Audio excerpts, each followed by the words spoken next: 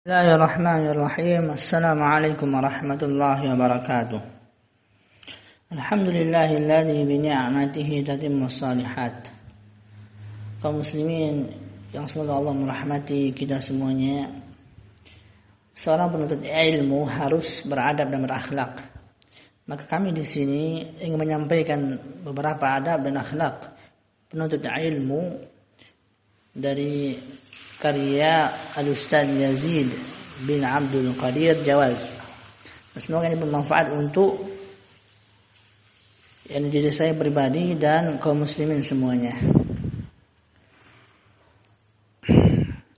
Di antara adab-adab yang pertama itu adalah mengikhlaskan niat dalam menuntut ilmu. Dalam menuntut ilmu kita harus ikhlas karena Allah Ta'ala. Dan seseorang tidak akan mendapat ilmu yang bermanfaat jika ia tidak ikhlas karena Allah.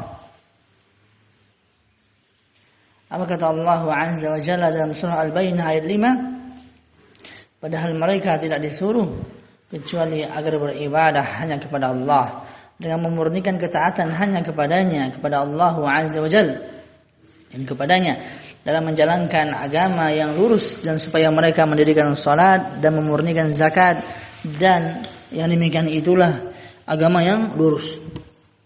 Orang yang menuntut ilmu bukan karena mengharap wajah Allah, termasuk orang yang pertama kali dipanaskan api neraka untuknya. Rasulullah SAW bersabda, barang siapa yang menuntut ilmu syar'i yang semestinya ia lakukan untuk mencari wajah Allah dengan ikhlas, namun ia tidak melakukannya melainkan untuk mencari keuntungan duniawi, maka ia tidak akan mendapat harumnya aroma surga pada hari kiamat. Yang kedua, seorang penuntut ilmu itu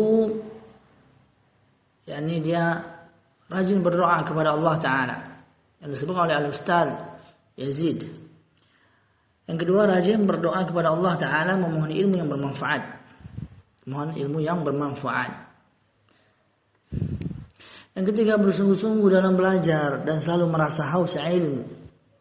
Nah, kita tahu Nabi Muhammad SAW bersabda dalam hadis yang sahih, dua orang yang rakus yang tidak pernah kenyang, mahmumani la yashba'an, talibu ilmin wa talibu dunya. Orang yang rakus dalam ilmu itu adalah mereka talibu ilmin, penuntut ilmu,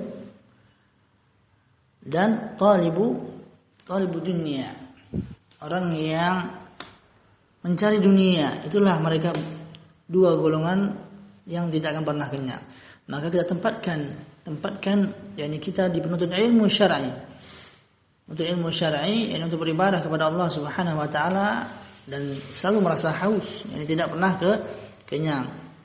Dan apabila dunia, maka dunia itu bisa bermanfaat, bisa dimanfaatkan untuk perkembangan akhirat. Yang keempat, menjauhkan diri dari dosa dan maksiat dengan bertakwa kepada Allah Ta'ala. Yang kelima, tidak boleh sombong dan tidak boleh malu dalam menuntut ilmu. Nah, Al-Imam Mujahid mengatakan, la yata'allamu al-ilma mustahyin wala mustakbir.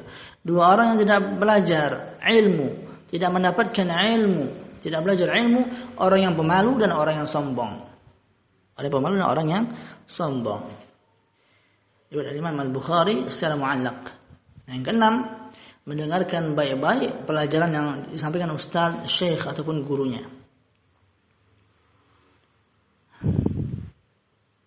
Apa kata Allah Subhanahu wa taala dalam surah Az-Zumar? Sebab itu sampaikanlah berita gembira itu kepada hamba-hambaku, mereka yang mendengarkan perkataan lalu mengikuti apa yang paling baik di antaranya. Mereka itulah orang-orang yang diberi petunjuk oleh Allah, dan mereka lah orang-orang yang mempunyai akal sehat. Yang ketujuh, diam ketika pelajaran disampaikan. Ketika belajar dan mengkaji ilmu syar'i, tidak boleh berbicara yang tidak bermanfaat tanpa ada keperluan. Apa kata Allah Azza wa Jalla dalam surah Al-A'raf ayat 204? Dan apabila dibacakan Al-Quran, maka dengarkanlah dan diamlah agar kamu mendapat rahmat. Yang kedelapan, berusaha memahami ilmu syar'i yang disampaikan. Nah, kita berusaha memahami ilmu syar'i yang disampaikan. Di antaranya kata para ulama, ini dengan mencatat faedah pelajaran yang kita dapati itu bermanfaat, kita catat. Karena dengan mencatat itu kita akan mengikat ilmu tersebut. Jika kita lupa, kita bisa melihat catatan kita. Kesembilan, menghafalkan ilmu syar'i yang disampaikan.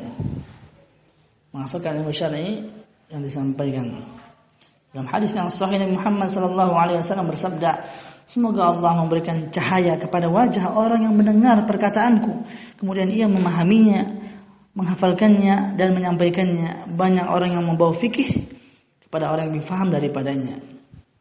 Itu.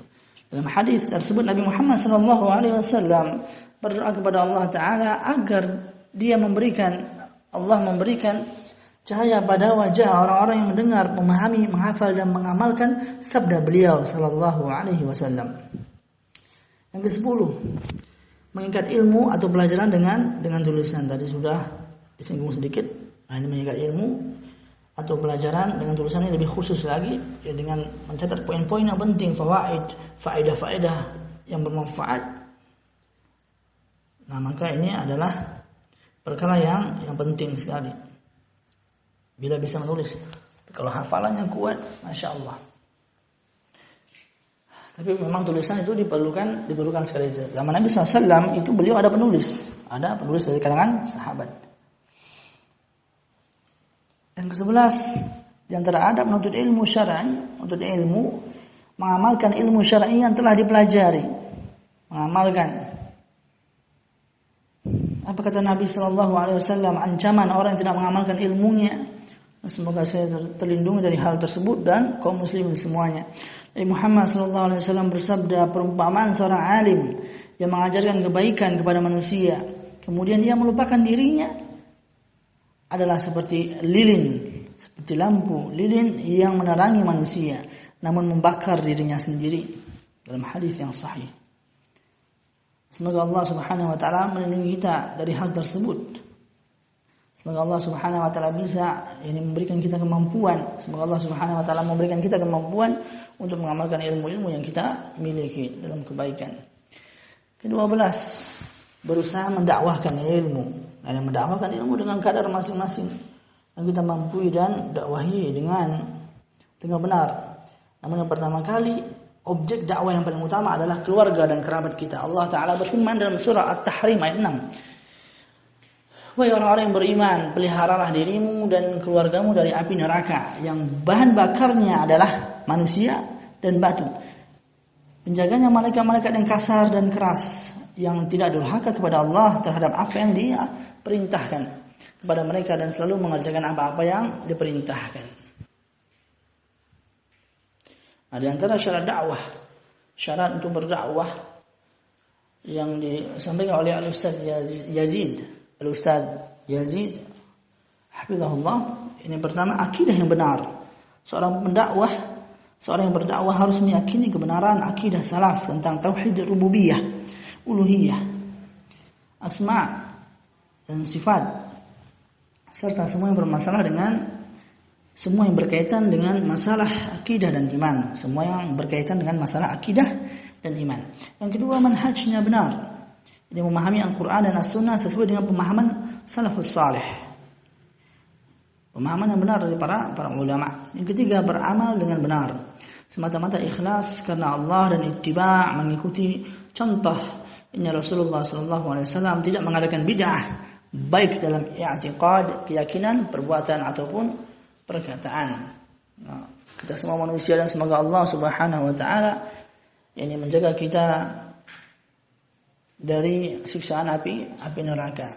Semoga Allah Subhanahu wa taala memberikan kita taufik dan hidayah pada agama Islam agar bisa mendalami agama Islam dan wafat pada akhir hidup kita dalam keadaan beragama Islam. Allahu a'lam. Subhanakallahumma bihamdika asyhadu an la ilaha illa anta astaghfiruka wa atubu ilaik. Assalamualaikum warahmatullahi wabarakatuh.